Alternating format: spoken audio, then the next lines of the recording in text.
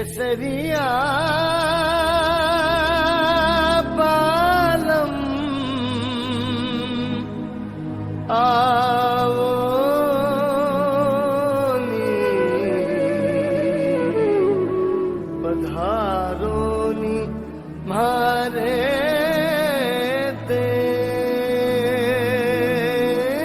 अजमेर का किला जो पहले अकबर के किले के नाम से मशहूर था। मुगल बादशाह अकबर और महाराणा प्रताप के बीच हल्दी घाटी के युद्ध और उसके बाद निरंतर चल रहे युद्ध के संघर्ष ने अकबर को अजमेर में रहने पर मजबूर कर दिया था। दरअसल अजमेर से मेवाड़ के रास्ते गुजरात, महाराष्ट्र और दक्षिण भारत के शहरों, व्यापारिक मंडियों और समुद्री बंदरगाहों पर पहुंचने और व्यापार करने की दृष्टि से महत्वपूर्ण रास्ते थे। इस युद्ध में यह रास्ते असुरक्षित हो गए थे। दिल्ली से जाने वाले काफिलों को मुगल सैनिक की सुरक्षा के बावजूद भी पहाड़ों में छिपे हुए महाराणा प्रताप के सैनिकों द्वारा लूट लिया जाता था और वे पकड़े नहीं जाते थे, क्योंकि मुगलों की सेना उन पहाड़ों के गुप्त रास्तों से वाकिफ नहीं थी। सबसे बड़ी बात, बादशाह अकबर चाहता था कि महाराणा प्रताप दूसरे राजपूत राजाओं की तरह उसकी अधीनता स्वीकार कर उसके दरबार में मनसबदार बनकर हाजिरी दे, लेकिन स्वाभिमानी महाराणा प्रताप को यह शर्त बिल्कुल कबूल नहीं थी। महाराणा प्रताप की तरह जोधपुर के राजा राव चंद्रसेन ने भी बादशाह अकबर के विरुद्ध युद्ध लड़ा था। महाराणा प्रताप और राव चंद्रसेन के खिलाफ युद्ध अभियान का संचालन बादशाह अकबर ने अजमेर में रहकर किया था। राव मालदेव के तृतीय पुत्र राव चंद्रसेन के अपने बड़े भाइयों रामचंद्र और उदय सिंह से राजगद्दी के लिए संघर्ष चला था। अकबर ने आमेर और बीकानेर की सहायता से राव चंद्रसेन को हराया था।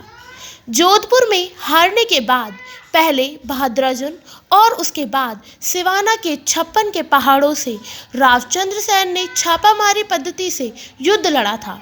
अकबर के विरुद्ध संघर्ष करते हुए राव चंद्रसेन को राजपूत राजाओं से सहयोग नहीं मिला था। अंत में उनका देहांत ठिकाना सचियाय में हो गया। राव चंद्रसेन द्वारा नागौर में अकबर की अदालत में उपस्थित होने का उल्लेख है, लेकिन अपनी मांगों को नहीं मानने पर उसके बिना अनुमति के वहां से उठकर चले जाने का जिक्र मिलता है। महाराणा प्रताप और राव चंद्रसेन आपस में साला बहनोई थे। राव कल्ला महाराणा प्रताप का भांजा था, जिसने सिवानागढ़ की रक्षा के लिए अकबर के विरुद्ध भयंकर युद्ध लड़ा था और अपने प्राणों का उत्सर्ग किया था। सन 1570 ईस्वी में मुगल बादशाह अकबर ने अजमेर में अपना महल दौलत खाना बनवाया, जो 3 वर्ष में बनकर तैयार हुआ। अजमेर स्थित अकबर का महल फतेहपुर सीकरी के महल की अनुकृति है और विशाल चतुष्कोणीय आकृति में है। इस महल के चारों कोनों पर अष्टकोणीय मीनारें बनी हुई हैं। नया बाजार की तरफ मुंह किए हुए इसका मुख्य द्वार बना हुआ है। महल के अंदर केंद्रीय भाग में विशाल बैठक बनी हुई है। महल के मुख्य द्वार के शीर्ष भाग पर 2 छतरियां हैं और उनके नीचे एक एक झरोका व जालियां हैं। मुगल बादशाह इसी झरोके में बैठकर जनता को दर्शन देते थे और यहीं से उनके सम्मुख प्रस्तुत वाद का निर्णय देते थे। अकबर के महल की शहरपना अर्थात शहर के चारों तरफ सुरक्षा की दीवार में Madar gate, Delhi gate, Agra gate, Usri gate, Nipolia gate नाम के 5 मुख्य द्वार थे, जहां मुगल सैनिक पहरा देते थे और शाम के बाद ये सभी द्वार बंद कर दिए जाते थे। अकबर ने अपने सभी अमीर, उमराव, सेनापतियों, जागीरदारों को अजमेर में भवन बनवाने के आदेश दिए थे। अजमेर में रहते हुए उसका कार्यालय कायस्थ राजा टोडरमल के नेतृत्व में बदस्तूरी जारी रहा। उस समय का स्थापित पुरानी मंडी में कायस्थलों का मोहल्ला मशहूर है, जो फारसी, उर्दू, हिंदी विभिन्न भाषाओं के जानकार होने के साथ साथ दफ्तरों के काम में माहिर थे। सन 1570 से 1579 तक प्रतिवर्ष बादशाह अकबर ने ख्वाजा मोइनुद्दीन चिश्ती के सालाना उर्स पर अजमेर की यात्रा की, लेकिन उनकी यात्रा 1579 की यात्रा अंतिम यात्रा रही। महाराणा प्रताप के विरुद्ध युद्ध में उसके सभी बड़े सेनापति मात खा चुके थे और अंततः वह अजमेर से मायूस होकर लाहौर चले गए और वहां कुछ समय रहकर वापस फतेहपुर सीकरी लौट आए और इसके बाद अकबर कभी अजमेर नहीं आए। प्रत्येक उर्स पर वह अपने शहजादा दनियाल को प्रतिनिधि के रूप में भेजने लगा। महाराणा प्रताप की मृत्यु के बाद अकबर ने सन 1599 ईस्वी में शहजादा सलीम को अजमेर का सूबेदार बनाया ताकि वह अजमेर में रहकर महाराणा अमर सिंह के विरुद्ध युद्ध जारी रख सके। अजमेर पहुंचने के बाद सलीम ऐशो आराम में डूब गया। सलीम पर अंकुश लगाने के लिए राजा मान सिंह को भेजा गया, लेकिन सलीम ने अकबर के विरुद्ध बगावत कर दी और अपनी सेना लेकर इलाहाबाद चला गया। सन 1603 में सलीम को माफ़ी मिल गई और दोबारा अजमेर का सूबेदार बनाया गया, लेकिन आगरा से 30 किलोमीटर दूर आने के बाद सलीम ने अजमेर जाने से इनकार कर दिया। अकबर ने सलीम को निकम्मा और शराब की लत का शिकार समझकर इलाहाबाद जाने की छूट दे दी। सन 1605 ईस्वी में अकबर मर गया और सलीम जहांगीर के नाम से आगरा की गद्दी पर बैठा। बादशाह जहांगीर मेवाड़ के महाराणा अमर सिंह से लड़ने के लिए सन 1613 ईस्वी में अजमेर आया। वह ख्वाजा मोइनुद्दीन चिश्ती की दरगाह पर उपस्थित हुआ और पूरे 3 साल तक अजमेर में रहा। सलीम ने शहजादा खुर्रम को मुख्य सेनापति बनाकर मेवाड़ के खिलाफ अपनी पूरी ताकत झोंक दी।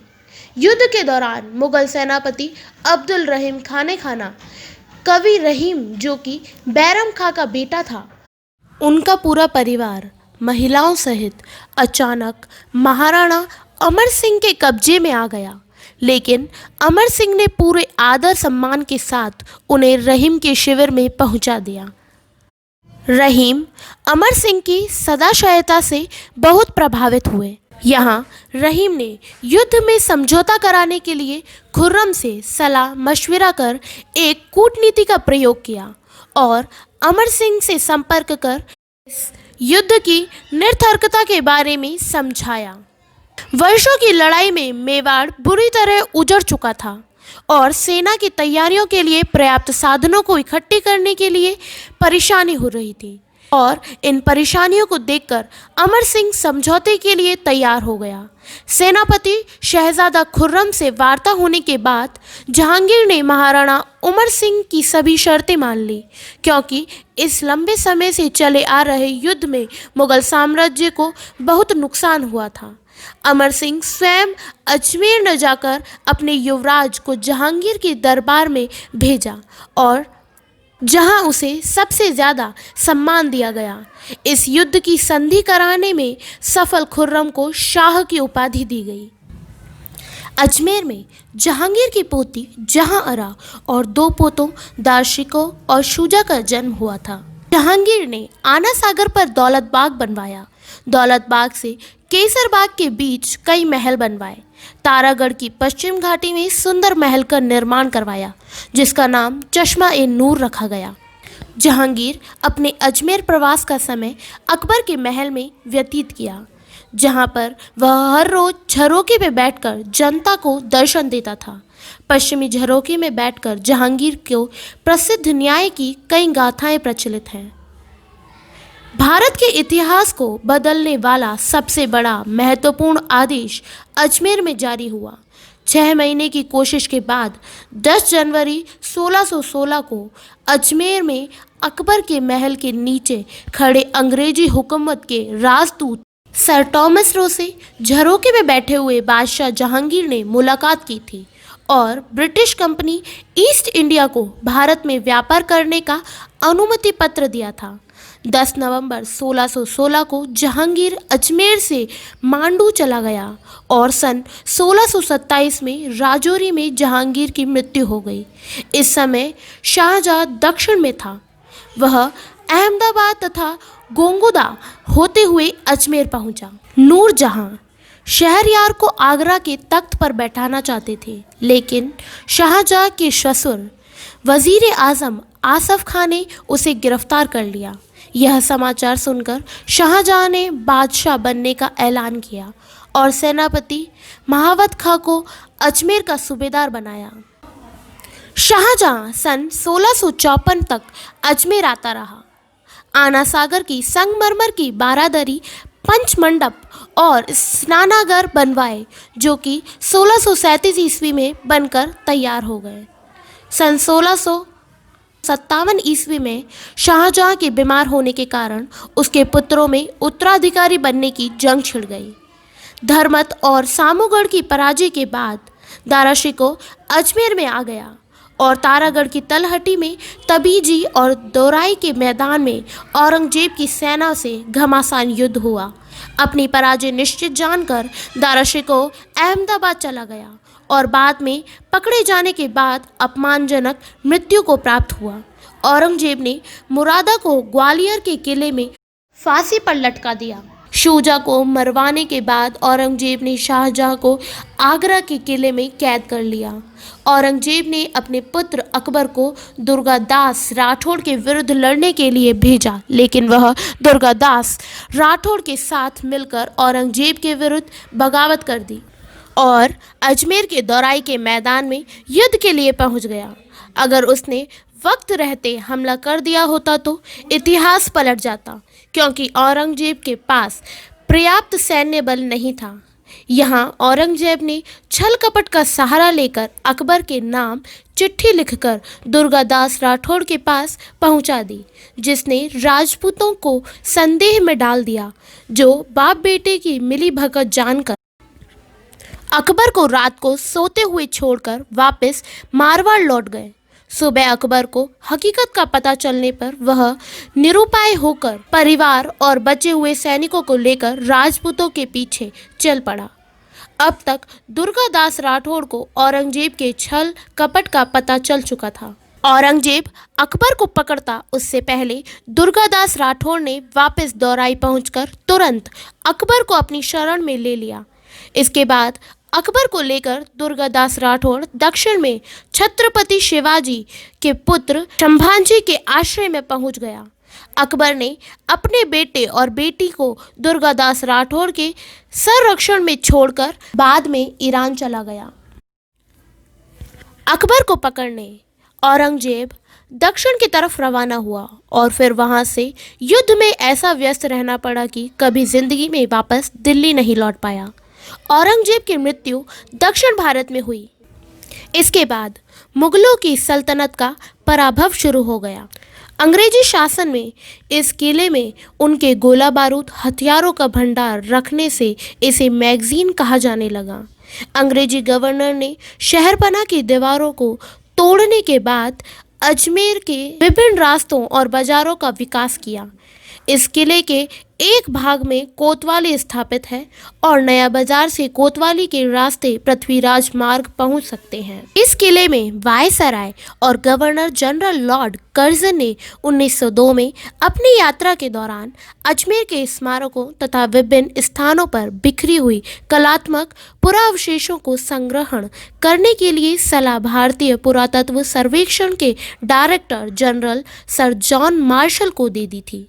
तदनुसार इस किले में 19 अक्टूबर 1908 को राजकीय संग्रहालय की स्थापना की गई। वर्तमान में इस संग्रहालय में प्राचीन शिलालेख, प्रतिमाएं, ताम्रपत्र, सिक्के, चित्र, दस्तावेज, अस्त्र शस्त्र, धातु की मूर्तियां, मोहनजोदड़ो के अवशेष विभिन्न दिखाओं में पीठिकाओं में प्रदर्शन के लिए रखे गए हैं। इस दुर्लभ संग्रहित सामग्री से सदियों पुराने जमाने के इतिहास के बारे में जानकारी मिलती है। यहाँ इतिहास, कला और संस्कृति से संबंधित विभिन्न अवसरों पर विशेष आयोजन होते रहते हैं। 15 अगस्त 1947 को अजमेर कांग्रेस के अध्यक्ष श्री जीतमल लूणिया ने अकबर के इसी किले में राष्ट्रीय ध्वज फहराकर प्रथम बार देश को मिली स्वतंत्रता का उत्सव मनाया था।